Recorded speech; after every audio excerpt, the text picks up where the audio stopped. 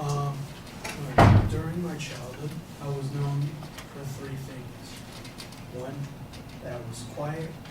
Two, that I liked to read. And three, that if you aggravated me, I would not hesitate to fight you. I was like not even 10 years old at this point, so it's not that harmful. When I went on to middle school, I lowered my level of willing to fight anyone, but kept my isolation. And well, I tried to keep up with other people in my in my peer group. I mainly kept to myself. I didn't really have any friends or do much in the way of trying to participate. And that's why this quote, "The walls we build around us to keep out the sadness and to keep out the joy," I agree with on two fronts. One is that, yeah, when you build walls around you, you do keep out the happy parts of your life. And two is that not only does it keep you from the happy parts of your life, it doesn't even keep out the sad parts.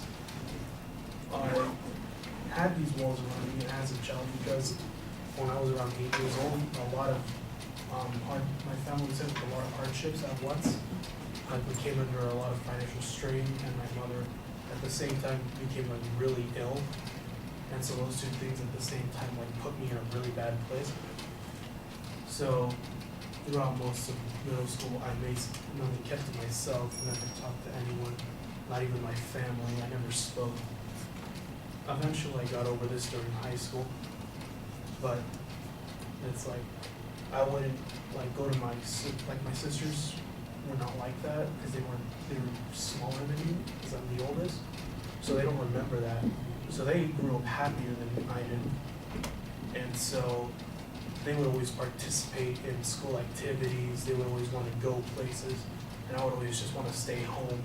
And I never went to any of their activities. I never went to anything outside of school that I didn't have to go to. And for a lot of my experiences, I was very bored. I was very tired and miserable. And as soon as I got out and I started participating more, I got a lot happier because it's like I didn't realize that actually was great help. And becoming happier was going out and participating. And that's another thing. The second point, that it doesn't work. I was still, throughout that whole time in my isolation, did not once feel any better about my mother or my financial situation. And that's why when I did start participating, I felt so much regret for all the things that I did miss and all the times that I gave up something because I just didn't want to participate. And so in conclusion, I just want to say that it's like, if you do have walls around you, try your best to get over them because you're missing out on a lot. Thank you.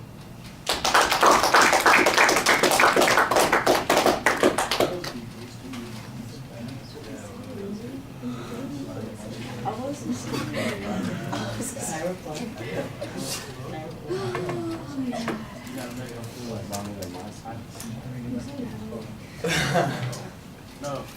Everything you look more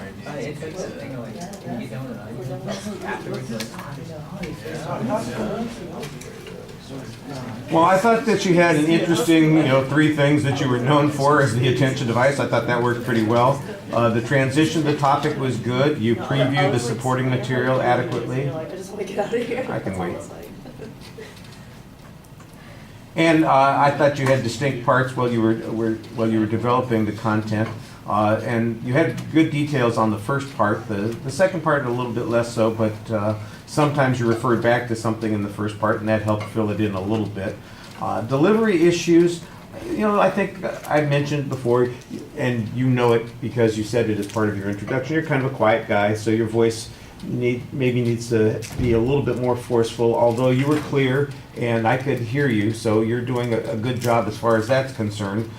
Just the engagement part, I think, could be a little bit more helpful. And if you're having trouble with that, maybe the other thing that you could do to be a little bit more engaging is to kind of step forward, because once again, you're kind of back as far as you could get. I think if you could back on the other side of the wall, you would do so. You take a spot as far from us as you can, and I think if you don't want to increase the volume of your voice and kind of engage us that way, that might be a more subtle way to do it and kind of overcome that. Just step forward a little bit and don't be shy about doing that kind of thing.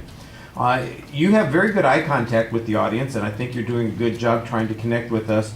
Your gestures, though, are a little bit limited, and when you watch, you're going to see that you have this nervous shirt-tugging thing that you do 90% of the time while you're speaking. It's like you were kind of rolling it into a little spot on the side there, and that's where your anxiety is coming out.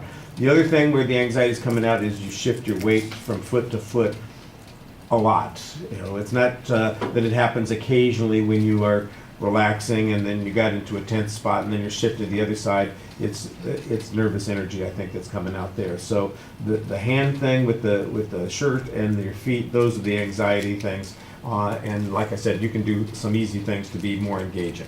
All right, thank you.